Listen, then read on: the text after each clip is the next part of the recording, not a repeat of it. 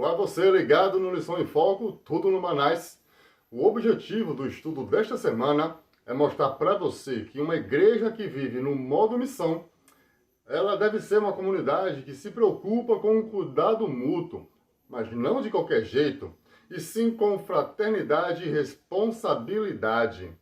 Porém, o texto base é uma dura repreensão que nós vamos conhecer depois da vinheta. O programa Lição em Foco está começando.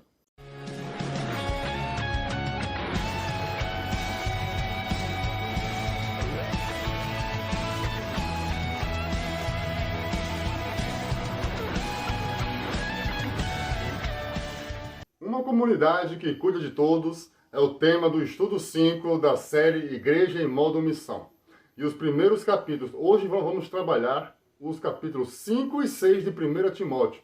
E os primeiros versículos do capítulo 5 são recomendações do apóstolo Paulo para o seu pupilo na fé sobre como lidar com os irmãos na igreja.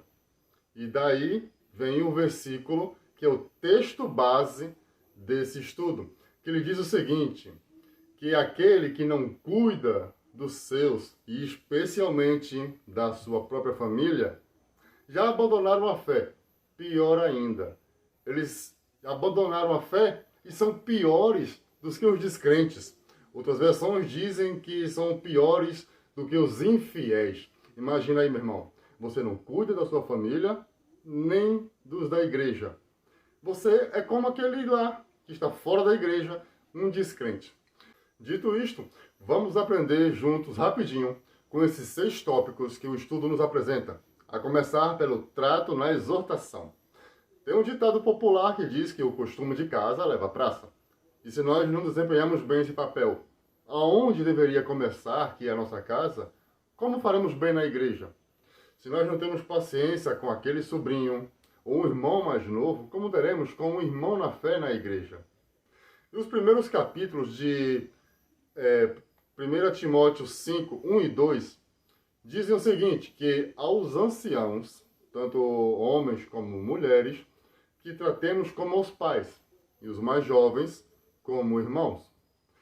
Paulo deixa muito claro que a exortação é para todos. O diferencial é o trato que você vai aplicar nesse cuidado com o irmão, compreende? E como aprendemos no estudo 3 desta mesma série, o líder não grita, ele ensina com amor, com exemplo. O segundo tópico fala em honrar as viúvas, mas aquelas que de fato são viúvas. Ué, não morreu? Era fake? Não, nada disso. É que de fato, ser viúva no primeiro século era dureza. Aquelas que ainda tinham filhos ou netos eram sustentados por esse.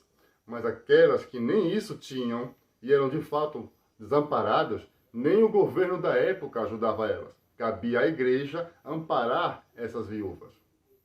Mas aí, Paulo é muito claro quando ele fala que as viúvas que de fato são desamparadas, essas esperam no Senhor, rogando e orando de dia e de noite.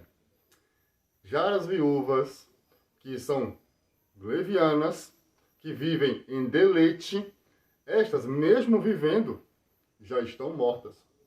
Agora, o tópico 3 fala de 4 conselhos do apóstolo Paulo para o seu pupilo na fé, repassar para a igreja. O primeiro deles é que os líderes da igreja, e aqui nós estamos falando dos presbíteros, eles devem ter dupla honra. Irmão Lamartine, o que seria dupla honra? Isso significa que... Não vou dizer não. Você vai ler a sua revista da escola bíblica para aprender e responder no sábado na sua IAP. O segundo conselho que Paulo dá para Timóteo é sobre disciplina. Devemos ter cuidado com as falsas acusações e com a correção em público. O terceiro conselho são sobre os líderes, a escolha dos líderes. E óbvio que não podemos escolher qualquer tipo de crente na fé, que ainda não são experimentados no Evangelho.